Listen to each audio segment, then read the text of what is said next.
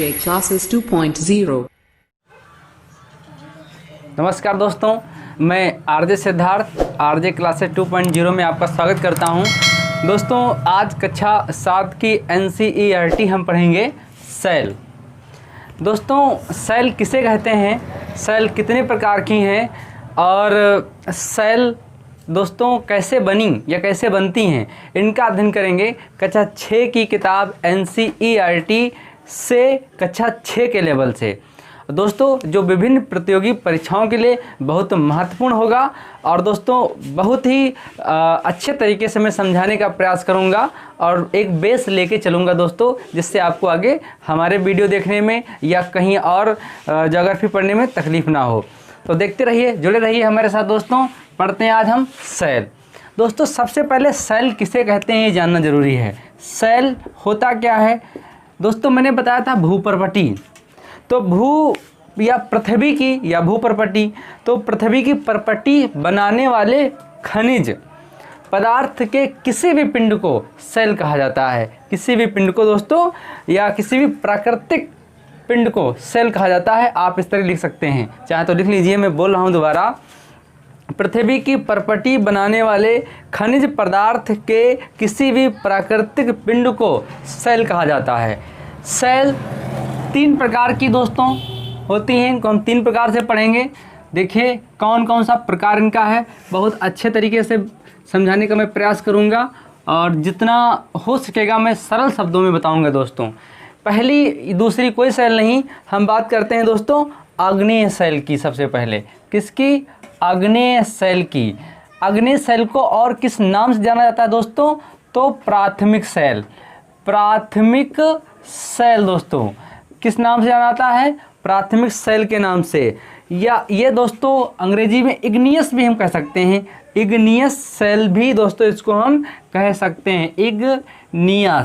Igneous cell भी दोस्तों इसको हम कह सकते हैं। लैटिन भाषा का एक शब्द है,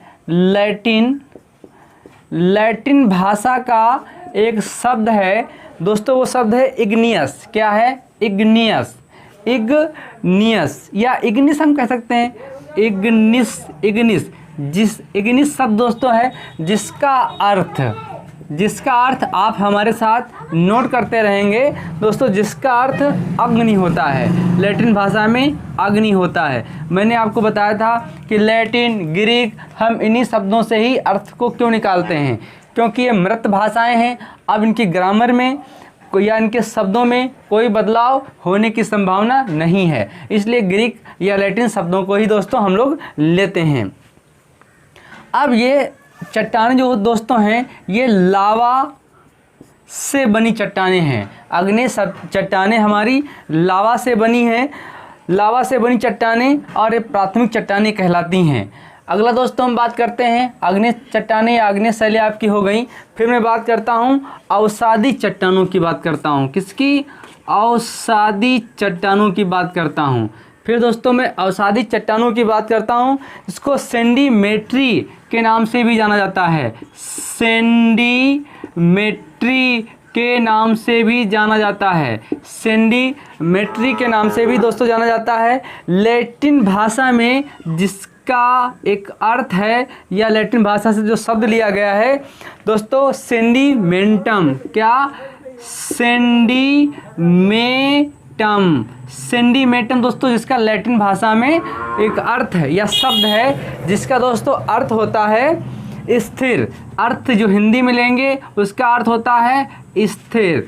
इसका अर्थ होता है दोस्तों स्थिर। जो चट्टानें किसी प्रकार से टूट जाती हैं तो हवाओं के द्वारा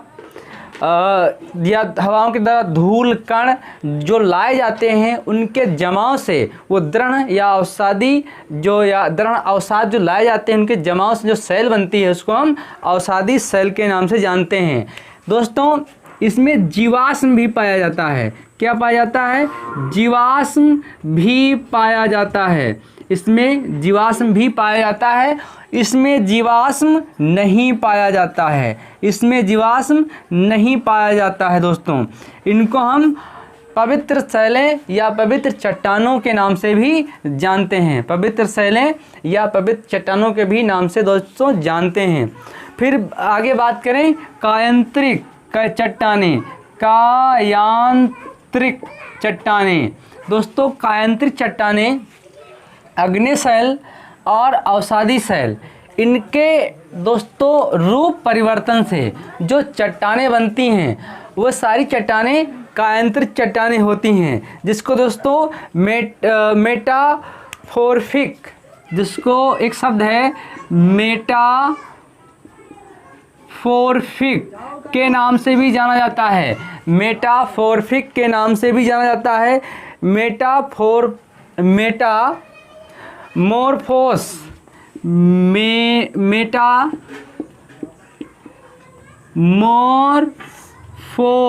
ये लैटिन शब्द है दोस्तों, ये लैटिन शब्द है, ये दोस्तों लैटिन शब्द है। कहीं की किताबों में आपको मेटामॉर्फिक भी मिलेगा, मेटामॉर्फिक भी दोस्तों मिलेगा।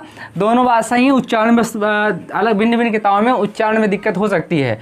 तो मेटामॉर्फोस ये लैटिन शब्द है जिसका अर्थ होता है रूप परिवर्तन, जिसका हिंदी में अर्थ लेंगे दोस्तों हम रूप परिवर्तन, जिसका हिंदी में हम अर्थ लेंगे दोस्तों रूप परिवर्तन।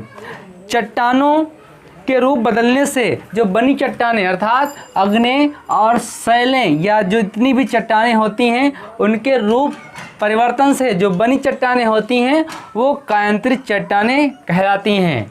तो दोस्तों ये आपको समझ में आ गया होगा कि अवसादी चट्टानें क्या हैं और कायांतरिक चट्टानें क्या हैं। अब मैं इनको बारी बारी से कम शब्दों में महत्वपूर्ण बिंदुओं को देख लेता हूं दोस्तों। चलिए कम शब्दों में महत्वपूर्ण तो बिंदुओं को देखना है तो दोस्तों बने रहिए हमारे साथ।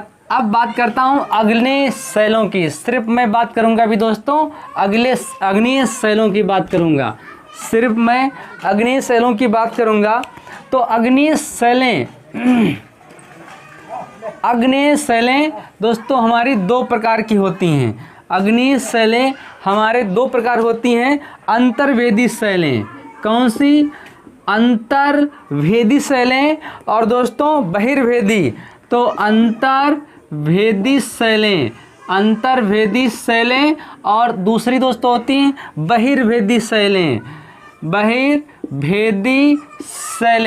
अंतर्वेदी शैलें, बहिर्वेदी शैलें होती हैं। ये दो प्रकार की शैलें होती हैं दोस्तों। मैं बात करूं, यदि मान लीजिए कि ये हमारा दोस्तों एक पर्वत है, ये हमारा एक पर्वत है। यहाँ दोस्तों यहाँ पर अवसाद जमा हुआ है अंदर या फिर दोस्तों अवशेष जमे हुए हैं और इनके बीच में इस तरीके से दोस्तों एक नाली निकल रही है और इसमें दोस्तों लावा निकल रहा है। क्या निकल रहा है? मैग्मा निकल रहा है। सॉरी दोस्तों, मैग्मा निकल रहा है यहाँ से। फिर यहीं पर दोस्तों कुछ मैग्मा इस तरीके से फैल जाता है, कुछ इस तरीके से दोस्तों फैल जाता है। कुछ मैग्मा यहाँ पर विस्फोट के रूप में निकलता है दोस्तों, विस्फोट के रूप में निकलता है। जो ऊपर निकल जाता है इसको हम लावा बोलते हैं, जो अंदर रह जाता है इसको हम मैग्मा बोलते हैं। जब दोस्तों ऊपर निकलता है तो इनसे बहुत सारा अवसाद, बहुत सारे कण, बहुत सारे दोस्तों धातुएं लेके आते हैं। जब ये बह के कहीं पर जम जाती हैं तो इनको दोस्तों हम बहिर्वेदी शैलें या चट्टानें, बहिर्वेदी शैलें या चट्टानें बोलते हैं। जो दोस्तों यहीं पर मैग्मा फैल गया है, अंदर भी चट्टान बनती है तो इसको दोस्तों हम अंतर्वेदी, क्या अंतर्वेदी चट्टानें या शैल के नाम से जानते हैं दोस्तों, अंतर्वेदी।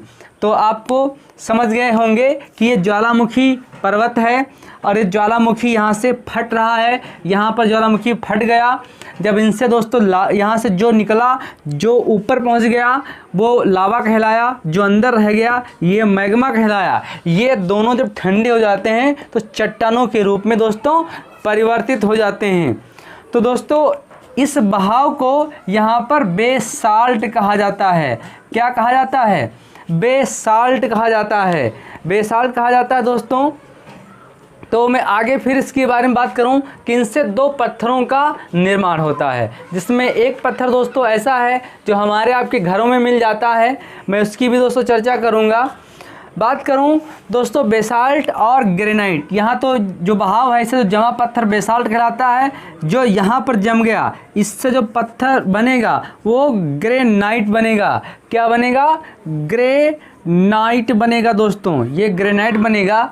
अब देखिए दोस्तों, जो ग्रेनाइट पत्थर होता है ये हमारे आपके घर में जो ओखली पाई जाती है या सिलबट्टा पाया जाता है, सिलबट्टा पाया जाता है या ओखली पाई जाती है, या दोस्तों चक्की, कौन सी चक्की? आटा पीसने वाली चक्की, धान कूटने वाली चक्की, इनमें जो पत्थर लगा होता है वो दोस्तों ग्रेनाइट का पत्थर होता है। सबसे महत्वपूर्ण पॉइंट नोट कर लेंगे दोस्तों, मसाला पीसने की चक्की, आटा पीसने गेहूं पीसने की चक्की, सिलबट्टा, ओखली, धान पीसने कूटने की चक्की, दोस्तों इनमें कौन सा पत्थर पाया जाता है? ग्रेनाइट पत्थर पाया जाता है। नोट कर लेंगे दोस्तों।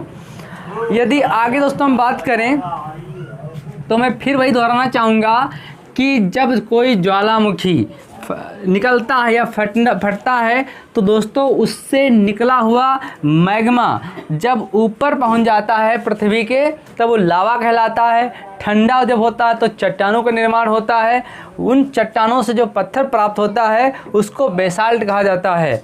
जो मैग्मा पृथ्वी के अंदर ही रह जाता है, जो मैग्मा पृथ्वी के अंदर रह जाता है दोस्तों, वो वहाँ पर जम जाता है पत्थर के रूप में। फिर उस पत्थर को दोस्तों हम लोग ग्रेनाइट बोलते हैं, ग्रेनाइट बोलते हैं। उस ग्रेनाइट का प्रयोग चक्की, मसाला पीसने वाली चक्की, गेहूँ पीसने वाली चक्की, सिलबट्टा, ओखली, धान कूटने की मशीन, कुल मिला के जो खाद्यान्न कहीं किसी पत्थर से पीसा जाता हो उसमें पाया जाता है। कारण क्योंकि घिसने की क्षमता कम होती है। इन अवसादी चट्टानों में दोस्तों छोटे छोटे दाने पाए जाते हैं। अवसादी चट्टानों में दोस्तों अग्नि चट्टानों में छोटे छोटे दाने पाए जाते हैं। छोटे होते क्या पाए जाते हैं? दाने पाए जाते हैं दोस्तों। अग्नि सेल के जो पत्थर होते हैं ग्रेनाइट बेसाल्ट में होते हैं, इनमें जीवाश्म नहीं पाए जाते हैं दोस्तों, इसमें जीवाश्म नहीं पाए जाते हैं। आप नोट कर लेंगे दोस्तों।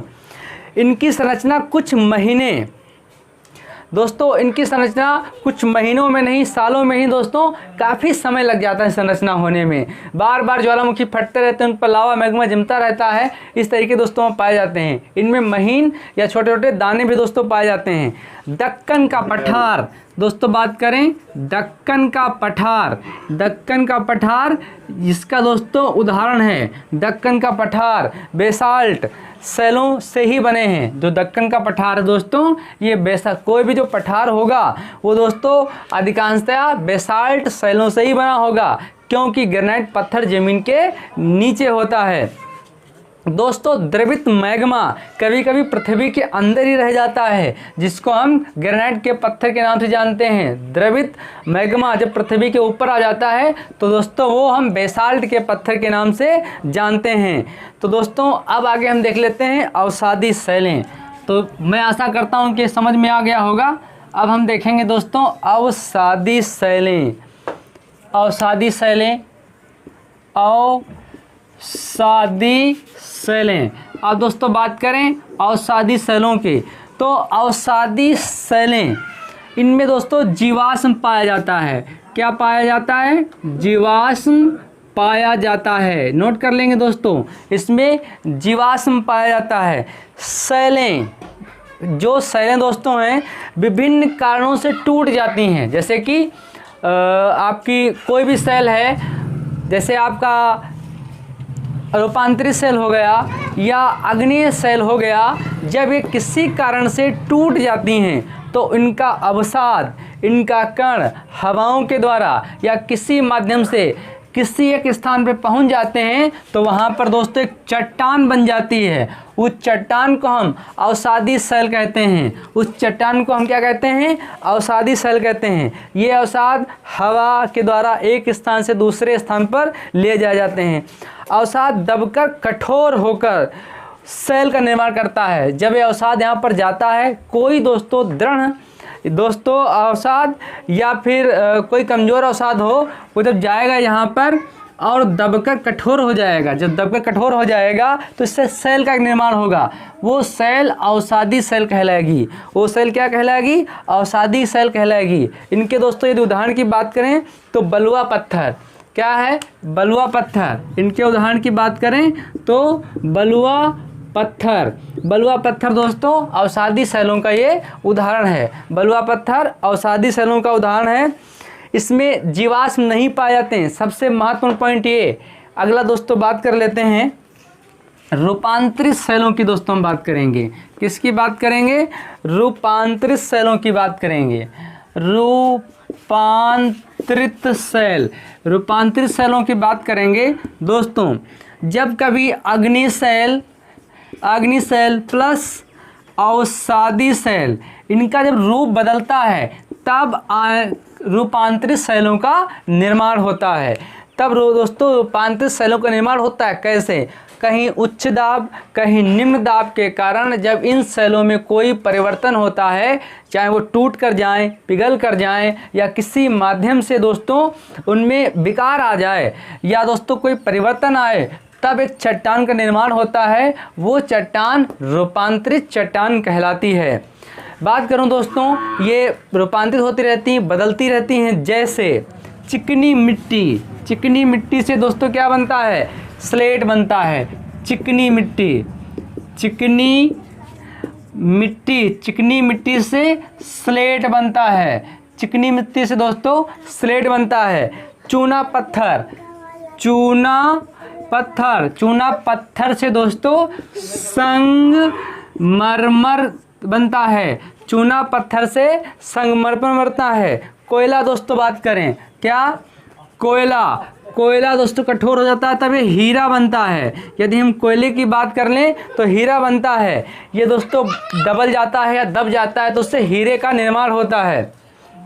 कुछ और उदाहरण दोस्तों बात करें तो हमारी जो पृथ्वी है दोस्तों, जो धरातल है इस पे 3/4, जो धरातल है इस पर 3/4 पर दोस्तों परतदार शैली पाई जाती हैं।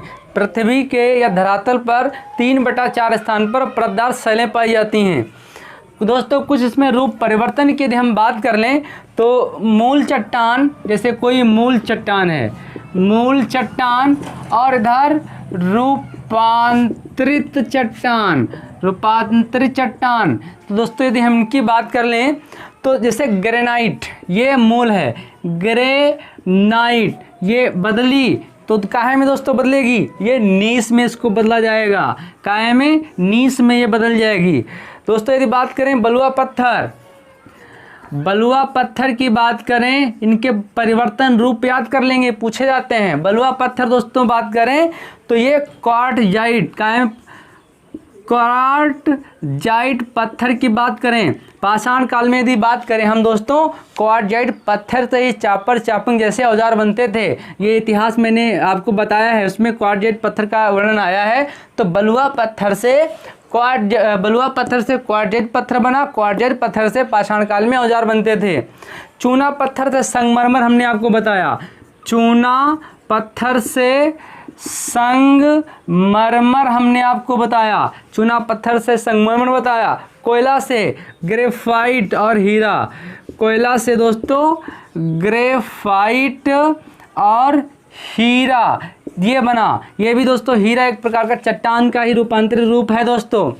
इसके बाद बात करें दोस्तों तो ये सारे परिवर्तन प्राकृतिक रूप से होते हैं। ये सारे परिवर्तन प्राकृतिक रूप से होते हैं और चट्टानें हमारी दोस्तों परिवर्तित होती रहती हैं। जैसे ये मैग्मा हो गया, दोस्तों, ये मैग्मा हो गया। इस मैग्मा से अब क्या बन सकता है? मैग्मा जब लावा बन सकता है और जो अंदर जम जाए वो दोस्तों क्या रहेगा? मैग्मा। ऊपर पहुंच जाए लावा रहेगा। इससे किसी चट्टान का निर्माण होगा? हाँ होगा। कौन सी चट्टान का? तो आग्नेय चट्टान का निर्माण होगा। आग्नेय चट्टान का निर्माण होगा, बिल्कुल सही। फिर दोस्तों और किसका, इससे आग्नेय चट्टान से किसका निर्माण हो सकता है? तो अवसादी चट्टानों का निर्माण हो सकता है। अवसादी चट्टानों से निर्माण हो सकता है। अवसादी शैल या अवसाद तलहटी हम कह सकते हैं। इसके बाद दोस्तों रूपांतरित शैलों का निर्माण हो सकता है। रूपांतरित शैलें, फिर दोस्तों ये इसके अंदर कोई जीवाश्म दब गया, यदि कोई इसके अंदर जीवाश्म दब गया किसी प्राकृतिक कारण के अंदर, तो फिर उसके अंदर मैग्मा या लावा जैसी क्रिया बनना शुरू हो जाएगी दोस्तों। तो अवसाद दोस्तों, अवसाद जो हैं वो कहाँ से मिले? अग्निशैल। यदि अग्निशैल दोस्तों ये हैं, ये टूट फूट गई या तो इनके हवाओं के द्वारा कण यदि बह गए, कहीं पर जमा हुए, तो अवसाद का निर्माण ले लेंगे। अवसादों में दोस्तों यदि कोई सूक्ष्म जीव दब गया तो फिर वो मैग्मा या लावा का रूप ले लेंगे दोस्तों। रूपांतरित शैल, ये अग्नीय शैल और अवसादी शैल दोनों शैलों से दोस्तों इनका निर्माण होता है। अग्नि शैलों, यदि रूपांतरित शैलों में कोई अवशेष दबे और गैस बन गए, फिर गैसों के द्वारा उसमें कोई विस्फोट हुआ, फिर लावा और मैग्मा निकलेगा दोस्तों, तो फिर वो हम मैग्मा के रूप में उनको जानेंगे। लावा मैग्मा फिर तैयार होगा। इस तरीके से दोस्तों इनका रूपांतरित होता रहता है और इनका विकास भी होता रहता है। तो दोस्तों आज का टॉपिक्स आपको कैसा लगा? आपको ये समझ में आया कि नहीं आया? तो दोस्तों इसके बारे में आप मुझे कमेंट करेंगे, कोई सुझाव देंगे, मैं और बेहतर करने का प्रयास करूँगा। NCERT कक्षा 7 की जो आप पढ़ रहे हैं, फिर मैं दोस्तों आपके सामने नए टॉपिक के साथ फिर प्रकट हो जाएंगे। तब तक के लिए नमस्कार।